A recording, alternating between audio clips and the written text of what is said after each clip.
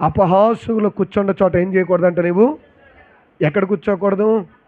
అపహాసుకులు అంటే కొంతమంది ఉంటారు, పని పాటు లేని వాళ్ళు ఉంటారు కొంతమంది.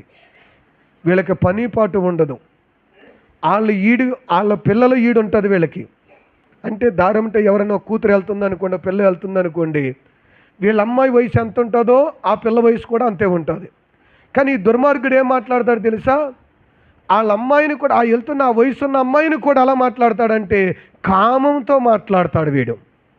అయ్యో నా కూతురు లాంటిది అనుకోడు, నా చెల్లెలు లాంటిది అనుకోడు, నా బిడ్డ లాంటిది అనుకోడు, అయ్యో నా తాబుట్టు లాంటిది, నా అక్క లాంటిది అనుకోడు.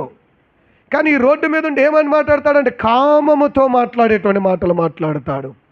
అందుకని అన్నాడు అపహాసకులు అంట. వాళ్ళు అపహాసిస్తూ ఉంటారు. వెళ్ళే వాళ్ళకి వచ్చే వాళ్ళకి పేర్లు పెట్టి ఏళన చేసి నవ్వుతారు. కానీ ఒక మాట చెప్తాను, గుర్తుపెట్టుకోండి, ఇలా పేర్లు పెట్టి వెళ్ళే వాళ్ళకి వచ్చే వాళ్ళకి పేర్లు పెట్టి నవ్వే వాళ్ళకి వీళ్ళు ఈదులో నవ్వుతారు, కానీ వీళ్ళ ఇల్లు గురించి అందరూ నవ్వుతారు.